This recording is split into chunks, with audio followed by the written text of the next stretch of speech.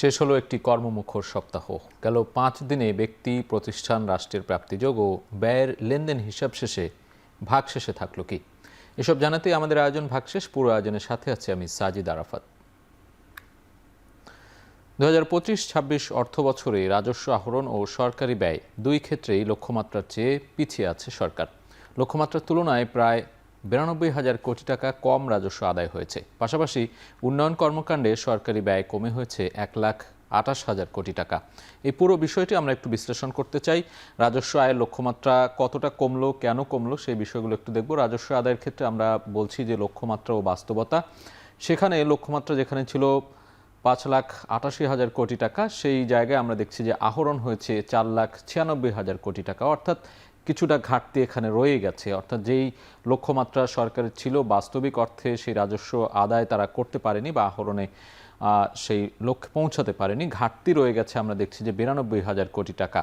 অর্থ বিভাগ সম্প্রতি এই হিসাব দিয়েছে, সেই হিসাব অনুযায়ী আমরা এখানে রাজস্ব যে আয়ের ঘাটতি দেখছিলাম, সেই ঘাটতির পরিমাণটি দেখাচ্ছিলাম। পরবর্তীতে আরও বেশ কিছু বিষয় দেখতে চাই। সরকারের ব্যয়ের কথা বলা হচ্ছে, উন্নয়ন ব্যয় থেকে শুরু করে অন্যান্য বিভিন্ন জায়গায় যে সরকারের লক্ষ্যমাত্রা অনুযায়ী ব্যয়ের একটি খাত থাকে, সেই খাতে আমরা দেখছি যে 7,88,000 কোটি টাকা লক্ষ্যমাত্রা ছিল, সেখানে মোট ব্যয় হয়েছে 6,60,000 কোটি টাকা। অর্থাৎ এখানেও কিন্তু আমরা দেখছি যে লক্ষ্যমাত্রার তুলনায় কম টাকা ব্যয় হয়েছে, এবং সেই কম ব্যয়ের যে পরিমাণ সেটি আমরা দেখতে চাই। 1,28,000 কোটি টাকা আমরা দেখছি যে কম ব্যয় হয়েছে। সরকারের বিভিন্ন খাতে এই যে লক্ষ্য থাকে ব্যয় করা, সেই ব্যয়ের কিন্তু যে ঘাটতি, সেই ঘাটতির পরিমাণও কিন্তু আমরা দেখলাম। পরবর্তীতে আরও কিছু তথ্য আমরা জানতে চাই। 2025-26 অর্থ বছরে সরকারের যে আয় ব্যয়, বিভিন্ন খাত থাকে, সেই খাতওয়ারি যে আয় ব্যয়ের হিসেব, সেটি একটু আমরা জানাতে চাই। আমরা খাত, এখানে 3টি খাত দেখতে পাচ্ছি। মোট রাজস্ব আয়, কর এবং কর বহির্ভূত। মোটা দাগে এই 3টি খাত থেকে কিন্তু সরকারের মোটা অঙ্কের একটি আয় হয়ে থাকে। সেই জায়গায় আমরা দেখছি যে পরিমাণটি একটু দেখতে চাই। মোট রাজস্ব আয় যেটি বলছিলাম, যদিও ঘাটতি রয়েছে রাজস্ব আয় আদায়ে, সেই যতটা আয় হয়েছে তার পরিমাণ আমরা দেখছি 4,96,000 কোটি টাকা, সেই পরিমাণ মোট রাজস্ব আয়। এবং কর থেকে আয় হয়েছে আমরা দেখছি যে 4,20,000 কোটি টাকা। এছাড়া কর বহির্ভূত যে আয়, সেখান থেকে আয় হয়েছে 76,000 কোটি টাকা। এই মোটা দাগে 3টি খাত থেকে সরকারের যে আয়ের হিসেব, সেই হিসেবটি আমরা দেখালাম, এবং এই হিসেবটি অর্থ বিভাগ কয়েকদিন আগেই এই হিসাবটি জানিয়ে দিয়েছে, এবং সেখানে আমরা দেখছি যে লক্ষ্যমাত্রা কিংবা যে টার্গেট থাকে, সেখানে কিন্তু সেই জায়গায় কিন্তু অনেকটা পিছিয়ে রয়েছে, এবং সেই পিছিয়ে থাকার যেই গ্রাফিক্স বা গ্রাফটি আমরা কিন্তু দেখালাম। সরকারের আয় ব্যয়, মোট রাজস্ব এবং কর বহির্ভূত যে বিষয়গুলো রয়েছে, সবটা দেখানোর চেষ্টা করলাম আমরা। এ পর্যায়ে জানবো স্বর্ণের বাজারের খবর। স্বর্ণের বাজারে সবশেষ দাম কমেছে ভরিতে 2,216 টাকা। গেল 28 জুলাই দাম কমে, এবং 22 ক্যারেটের যে স্বর্ণের দাম, সে দাম কমে দাঁড়িয়েছে 2,20,858 টাকায়। আমরা সবশেষ যে দর বাজুস ঠিক করে দিয়েছে, সেই দাম দেখতে চাই কেমন দামে এখন বিক্রি হচ্ছে। দুদিন আগেই স্বর্ণের নতুন দাম নির্ধারণ করা হয়েছে। এই সপ্তাহে 28 জুলাই নতুন দাম কার্যকর হয়েছে। আমরা 22 ক্যারেটের যে সর্বোচ্চ মানের যে স্বর্ণ বলে থাকি, সেটির দাম আমরা দেখছি যে দাম কমে দাঁড়িয়েছে 2,20,858 টাকা প্রতি ভরি। 21 ক্যারেটের যে স্বর্ণ, সেখানে আমরা দাম দেখছি যে 2,10,943 টাকা। এছাড়া 18 ক্যারেটের যে স্বর্ণ আছে, সেখানে আমরা দাম দেখছি 1,81,200 টাকা। এছাড়া সনাতন যে স্বর্ণ রয়েছে, সেটি 1,48,016 টাকায় বিক্রি হচ্ছে। প্রতি সপ্তাহে বা প্রতি 2 দিন 1 দিন পরপরই আমরা দেখি যে বাজুস নতুন দাম ঠিক করে দেয়। এই সপ্তাহে আমরা এই নতুন দামের যে তালিকা, সেই তালিকাটি দেখাচ্ছি। আমরা আরও কিছু তথ্য জানতে চাই। স্বর্ণের দাম সমন্বয় হয়, আর যেটি বলছিলাম যে প্রতি মাসে, প্রতি সপ্তাহে আমরা জানানোর চেষ্টা করি, সে জায়গা থেকে চলতি বছর এখন পর্যন্ত, এই জুলাইয়ের আজকে পর্যন্ত আমরা দেখছি যে দাম সমন্বয় হচ্ছে 96 বার। বেশ বড় একটি সংখ্যা। আমরা এখনও বছরের 6 মাস বাকি আছে, হয়তো এই 6 মাসেও আরও বেশ কয়েকবার দাম সমন্বয় করা হবে, এটি নিশ্চিতভাবে বলা যায়। তবে এখন পর্যন্ত আমরা দেখছি জুলাইয়ের 30 তারিখ পর্যন্ত 96 বার দাম সমন্বয় করা হয়েছে। এর মধ্যে দাম বেড়েছে 47 দফা এবং দাম কমেছে 48 দফা, প্রায় সমান সমান আমরা দেখতে পাচ্ছি। তবে ভ্যাট সমন্বয় করা হয়েছে একবার। এই সব মিলিয়ে 47 দাম বেড়েছে 47 বার, দাম কমেছে 48 বার, এবং একবার ভ্যাট সমন্বয় করা হয়েছে। সব মিলিয়ে 96 বার দাম সমন্বয় করা হয়েছে স্বর্ণের। একীভূত 5 ব্যাংক থেকে গ্রাহকরা জরুরি প্রয়োজনে 10 লাখ টাকা পর্যন্ত তুলতে পারবেন। গেল বুধবার বাংলাদেশ ব্যাংকের সভায় এই সিদ্ধান্ত দেওয়া হয়। এতে বলা হয়েছে চিকিৎসা ছাড়াও অন্যান্য প্রয়োজনে গ্রাহকের বাবা মা ছেলে মেয়ে এই টাকা তুলতে পারবেন। আমরা একটু সেই বিষয়টি বিশ্লেষণ করে দেখতে চাই। বাংলাদেশ ব্যাংক সম্প্রতি যে নির্দেশনা দিয়েছে একীভূত 5 ব্যাংক নিয়ে, এখন পর্যন্ত তাদের যে টাকা পরিশোধের পরিমাণ গ্রাহকদেরকে আমানতকারীদেরকে সেটির সংখ্যাও আমরা বলছি 3,887 কোটি টাকা। এবং যে জরুরি টাকা তোলার যে নিয়মটি করা হয়েছে বা সুযোগ দেওয়া হয়েছে সেখানে কিন্তু নিয়মের একটু পরিবর্তন করেছে তারা। আমানতকারীদের স্কিম সংশোধন করে জরুরি প্রয়োজনে টাকা তোলার যে সুযোগ সেটি রাখা হয়েছে। বাংলাদেশ ব্যাংক সেটি জানিয়েছে এবং 2 লাখ টাকা পর্যন্ত আমানত পরিশোধ কর্মসূচি চলছে এখন। এটিতেও কিন্তু সংশোধন আনা হয়েছে এবং ব্যাংকটির পরিশোধিত মূলধন 35,000 কোটি টাকা। এছাড়া এই 35,000 কোটি টাকার মধ্যে আমরা দেখছি যে সরকার দিয়েছে, অর্থাৎ সরকারের পক্ষ থেকে দেওয়া হয়েছে 20,000 কোটি টাকা। এছাড়াও আমরা দেখছি যে 5 ব্যাংকের মোট ঋণের স্থিতি বলা হচ্ছে 1,95,000 কোটি টাকা। বাংলাদেশ ব্যাংকের যে তথ্যসূত্র, সেই তথ্যসূত্রে আমরা এটি জানতে পেরেছি একীভূত করা হয়েছে যে 5টি ব্যাংক, সেই 5টি ব্যাংকে আমানতকারীদের যে স্কিম সংশোধন, সেই স্কিম সংশোধন করে জরুরিভাবে চিকিৎসা ব্যয় কিংবা অন্যান্য জরুরি কাজে যে আমানতকারীরা টাকা তুলতে পারেন, গ্রাহকরা টাকা তুলতে পারেন, সেই টাকা তোলার যে নিয়ম সেখানে কিন্তু একটু পরিবর্তন করে সেখানে ছেলে মেয়ে বা বাবা মা তারাও টাকা তুলতে পারবেন, সেই বিষয়টি কিন্তু এখানে বলা হচ্ছে। আমরা আরেকটু দেখতে চাই এই একীভূত 5 ব্যাংকের যে বিষয়গুলো। এখন পর্যন্ত 3,887 কোটি টাকা পরিশোধ করা হয়েছে, এটিও বাংলাদেশ ব্যাংকের পক্ষ থেকে বলা হয়েছে। এবার যে আমরা একটু ডলারের দামের খবর জানবো। ডলারের দাম মৌখিকভাবে বেঁধে দিয়েছে সরকার। সম্প্রতি বাংলাদেশ ব্যাংক বাণিজ্যিক ব্যাংকগুলোকে আন্তঃব্যাংক বাজার ও রেমিটেন্স চ্যানেল থেকে 123 টাকা 82 পয়সার বেশি দরে না কেনার মৌখিক নির্দেশ দিয়েছে। কেন এই মৌখিক নির্দেশ দিয়েছে আমরা একটু বিশ্লেষণে যেতে চাই। এখন ডলারের দাম কেমন সেই বিষয়গুলো একটু দেখতে চাই। মৌখিকভাবে বেঁধে দেওয়া হলো ডলারের দাম। ডলারের চাহিদা বাড়ায় বৈদেশিক মুদ্রা বাজারে চাপ বেড়েছে বলা হচ্ছে। সাম্প্রতিক সময়ে আমরা দেখছি যে জুনের শেষ দিকে ডলারের দাম বাড়তে শুরু করে এখন জুলাইয়ের শেষ, অর্থাৎ প্রায় 1 মাস ধরে কিন্তু ডলারের দাম ওঠানামা করছে, একটু অস্থির আমরা দেখছি। আন্তঃব্যাংক বাজারে ডলারের যে দাম সেটি 123 টাকা 95 পয়সা পর্যন্ত। এবং যেটি বলছিলাম যে জুনের শেষ দিক থেকেই ডলারের দাম বাড়তে শুরু করেছে এবং চাহিদাও বেড়েছে ডলারের। সেই চাহিদার জায়গায় আমরা দেখছি যে ডলারের যে প্রবৃদ্ধি সেটি 0.09% পর্যন্ত বেড়েছে। এটি বলা হচ্ছে। সর্বোচ্চ দর 123 টাকা 82 পয়সা বেঁধে দিলেও এই দরে লেনদেনে আগ্রহী হয়নি, অর্থাৎ এই ডলার নিয়ে যারা লেনদেন করেন ডলারের বিষয়গুলো নিয়ে তারা কিন্তু এই লেনদেনে এখন পর্যন্ত আগ্রহী হয়নি। যেটি বলা হচ্ছে যে সর্বোচ্চ দর 123 টাকা 82 পয়সা বেঁধে দেওয়া হয়েছে, মৌখিকভাবে নির্দেশ দেওয়া হয়েছে, সেটি কিন্তু অনেকে এখনও মানছেন না। টাকার মূল্যবৃদ্ধির চাপে 6.4 বিলিয়ন ডলার কিনেছিল সরকার। আমরা বেশ কিছুদিন ধরে দেখছি যে সরকার এর আগেও কিন্তু ডলার কিনেছে এই বছরের বিভিন্ন সময়ে এবং টাকার মূল্যবৃদ্ধির যে চাপ সেটির ফলে আমরা দেখছি যে 6.4 বিলিয়ন ডলার কিনে রেখেছিল সরকার এবং সবশেষ যেটি ডলার কিনেছে সরকারের পক্ষ থেকে বা কেন্দ্রীয় ব্যাংক সেটি হচ্ছে সবশেষ 4 জুন ডলার কিনেছিল কেন্দ্রীয় ব্যাংক। এটি বাংলাদেশ ব্যাংক সূত্রে আমরা কিন্তু জানতে পেরেছি।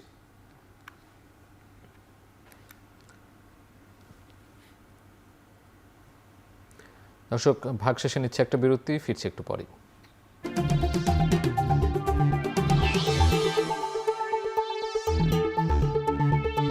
ফিরে এলাম বিরতির পর, আপনারা দেখছেন ভাগশেষ।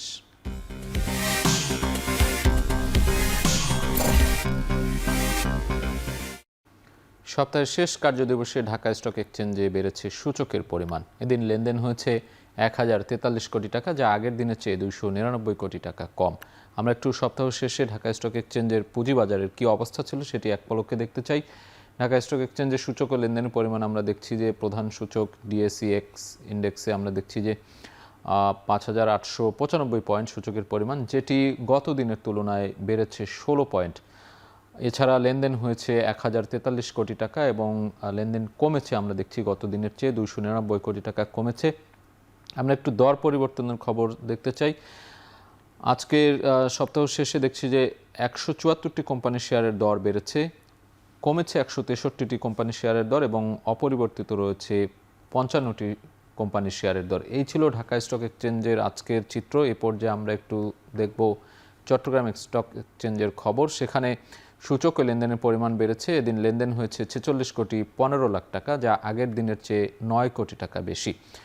আমরা এক নজর একটু দেখতে চাই চট্টগ্রাম স্টক এক্সচেঞ্জের কি অবস্থা ছিল আজকে। সূচক ও লেনদেনের পরিমাণ সিএএসপিআই, যেখানে আমরা দেখছি যে 15,760 পয়েন্ট সূচকের পরিমাণ, 47 পয়েন্ট বেড়েছে এবং লেনদেন হয়েছে 46,15,00,000 টাকা, যেটি গত দিনের তুলনায় 9 কোটি টাকা বেশি। দর পরিবর্তনের ক্ষেত্রে আমরা দেখছি যে বেশিরভাগ কোম্পানির শেয়ারের দর বেড়েছে, 108টি কোম্পানির শেয়ারের দর বেড়েছে এবং কমেছে 94টি কোম্পানির শেয়ারের দর। এছাড়া অপরিবর্তিত রয়েছে 37টি কোম্পানির শেয়ারের দর। এই ছিল চট্টগ্রাম স্টক এক্সচেঞ্জের খবর। এদিকে সপ্তাহ শেষে পুঁজিবাজারে সূচক বেড়েছে 111 পয়েন্ট, অন্যদিকে বাজার মূলধন বেড়েছে 6,243 কোটি টাকা। এক নজরে দেখে নেব সপ্তাহের পুঁজিবাজারের অবস্থা। আমরা একটু দেখতে চাই পুরো সপ্তাহে কেমন ছিল সপ্তাহের পুঁজিবাজার। 26 জুলাই থেকে সপ্তাহের শুরুর দিন যদি আমরা শুরু করি, সেখানে দেখছি যে সূচক কমেছিল 19 পয়েন্ট, লেনদেন হয়েছিল 780 কোটি টাকা, বাজার মূলধন ছিল 6,98,000 কোটি টাকা। পরবর্তীতে আমরা পরের দিন 27 জুলাই দেখছি যে বেশ সূচকের পরিমাণ কিন্তু বেড়েছিল, এদিন লেনদেনও বেড়েছিল, 872 কোটি টাকা লেনদেন হয়েছিল, বাজার মূলধনও বেড়েছিল 7,02,000 কোটি টাকা, সূচক বেড়েছিল 55 পয়েন্ট। 28 জুলাই আমরা দেখছি যে সূচক বেড়ে 5,900 পয়েন্ট ছিল, এদিন 60 পয়েন্ট বেড়েছিল, 1,260 কোটি টাকা লেনদেন হয়েছিল।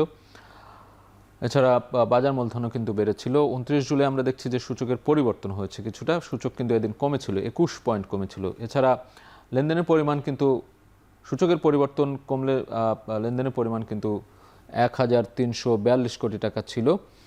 এছাড়া আমরা একটু দেখতে চাই সবশেষ যে 30 জুলাই আজকে 5,895 পয়েন্ট দেখছি, সূচকের পরিমাণ 16 পয়েন্ট বেড়েছিল। সপ্তাহ শেষের দিনে 1,043 কোটি টাকা লেনদেন হয়েছে, লেনদেন কমেছে আমরা দেখছি গত দিনের তুলনায়, এবং সবশেষ যে বাজার মূলধন সেটিও 7,05,000 কোটি টাকা। এই সপ্তাহের পুঁজিবাজার ছিল এই অবস্থায়। সূচকের পরিবর্তন এবং লেনদেনের ওঠানামার মধ্য দিয়েই কিন্তু সপ্তাহ শেষ হয়েছে আমরা দেখছি, এবং সপ্তাহ শেষে সূচকের যে পরিমাণ সেটি বেড়েছে আমরা দেখছি।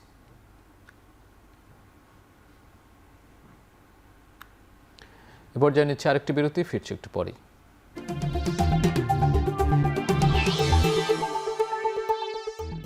ফিরে এলাম বিরতির পর, আপনারা দেখছেন ভাগশেষ।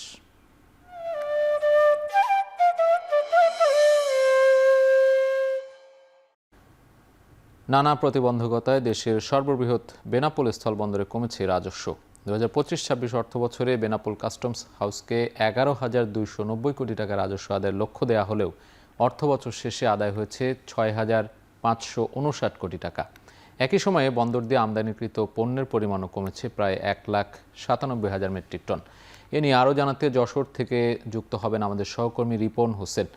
রিপন, আপনার সাথে যুক্ত হতে চাই। বন্দরের যে আয় ব্যয়ের হিসেব বলছিলাম, বিশেষ করে রাজস্ব আয় কমেছে বলা হচ্ছিল, লক্ষ্যমাত্রার চেয়ে কম। কেন কমলো, সেখানকার সার্বিক পরিস্থিতি জানাবেন, কি অবস্থা আছে এখন?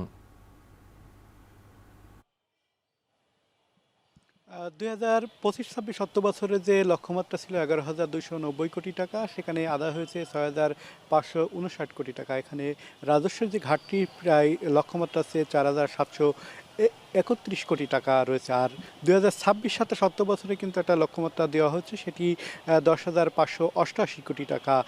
গত বছরের তুলনায় এখানে রাজস্ব যে লক্ষ্যমাত্রা সেটি কমা হয়েছে প্রায় 702 কোটি টাকা। গত 6 মাসে এই বন্দরে 130টি জালিয়াতি মামলা হয়েছে এবং গত 1 মাসে প্রায় 20 কোটি টাকার যে রাজস্ব পাচার সেটি হয়েছে, এবং রাজস্ব পাচার হয়েছে, এবং সেটি বলছেন যারা ব্যবসায়ী রয়েছেন তারা। এবং এই অভিযোগে কিন্তু ইতিমধ্যে যে 4টি মামলা হয়েছে এবং এই মামলায় 57 জনকে আসামি করা হয়েছে আমরা জানতে পেরেছি।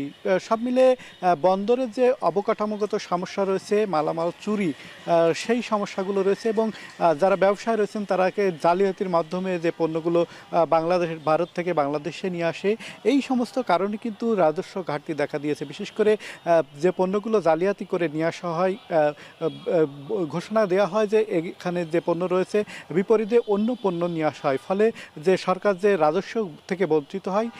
গত এক মাসে কিন্তু সে প্রায় 20 কোটি টাকার রাজস্ব ফাঁকি দিয়ে পড়েছে যে বন্দর কর্তৃপক্ষ। সব মিলে বন্দরের রাজস্ব ঘাটতি দেখার বিশেষগুলো কারণ রয়েছে। ব্যবসায়ীরা যেটি বলছেন যে বেশ কিছু কারণ রয়েছে, তার মধ্যে অবকাঠামোগত সমস্যা রয়েছে। বিশেষ করে বর্ষার সময় যে বন্দরে পানি ঢোকে এবং যে পণ্যগুলো আসে সেগুলো কিন্তু আসতে পারে না এবং পণ্য পচে নষ্ট হয়। পাশাপাশি পণ্য চুরির ঘটনা ঘটে। এই ইতিমধ্যে যে বিশেষ করে বেশ কিছু মামলা হয়েছে, প্রায় 130টি মতো জালিয়াতি মামলা হয়েছে। সেই কারণে কিন্তু এই পণ্যগুলো চুরি হয় এবং এই কারণে কিন্তু যে রাজস্ব সংকটে পড়ে। পাশাপাশি যে বন্দরের অবকাঠামোগত সমস্যা রয়েছে এবং ফর ক্লিনিক এবং ক্রেনের যে সমস্যা, সেই ক্রেনের সমস্যাগুলো রয়েছে। ব্যবসা বলছেন যে এই ক্রেনের সমস্যাগুলো দূর হলে, ব্যবসার যে অবকাঠামোগত সমস্যা রয়েছে সেই অবকাঠামোগত সমস্যা দূর হলে ব্যবসার যে রাজস্ব ঘাটতি রয়েছে সেটি পূরণ হবে আস্তে আস্তে। তো সব মিলাই ছিল এখান থেকে আমার কাছে বন্দরের সর্বশেষ খবর। সাজিদ। যশোর থেকে সরাসরি যুক্ত ছিলেন সহকর্মী রিপন হোসেন। এদিকে ব্যবসায়ীদের অনীহায় আমদানি কমেছে ব্রাহ্মণবাড়িয়ার আখাউড়া স্থলবন্দরে। এতে ভাটা পড়েছে রাজস্ব আয়ে। এছাড়া কয়েকটি পণ্যে ভারতের নিষেধাজ্ঞায় কমেছে রপ্তানি বাণিজ্য। বিস্তারিত জানাতে ব্রাহ্মণবাড়িয়া থেকে যুক্ত হচ্ছেন সহকর্মী আজিজুল সঞ্চয়।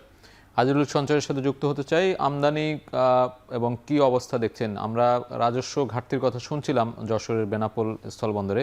আপনি যে স্থলবন্দরে রয়েছেন সেখানকার আয় ব্যয়ের হিসেবের খবরাখবর একটু জানাবেন এবং পণ্য আমদানি রপ্তানিতে কি প্রভাব পড়েছে, এখন কি অবস্থায় আছে?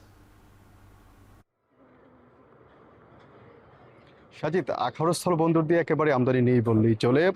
চলতি যে অর্থ বছর, অর্থাৎ বিগত যে অর্থ বছর যেটি শেষ হয়েছে 2025-26 অর্থ বছর, এই অর্থ বছরের কিন্তু সবশেষটি 6 মাসের মধ্যে কিন্তু একেবারেই পণ্য আমদানি বন্ধ ছিল। মূলত এখানকার যারা ব্যবসায়ী আছেন তারা যেটি বলছেন যে আখাউড়া স্থল বন্দরের পাশে কিন্তু ত্রিপুরা রাজ্য, অর্থাৎ এই বন্দর দিয়ে যেসব পণ্য আমদানির অনুমতি রয়েছে তার বেশিরভাগই কিন্তু ত্রিপুরার বাইরের রাজ্যগুলো থেকে আনতে হয় এবং এসব পণ্য আমদানি করে আসলে তারা খুব ভালো মুনাফা করতে পারেন না এবং সেই জন্যই তাদের মধ্যে একটি অনীহা কাজ করে আমদানির ক্ষেত্রে, এবং যার ফলে কিন্তু স্বাভাবিকভাবেই আমদানি না হওয়ার কারণে কিন্তু যে সরকারের যে রাজস্ব আহরণ যে কার্যক্রম সেটি কিন্তু অনেকাংশেই ভাটা পড়ে আছে।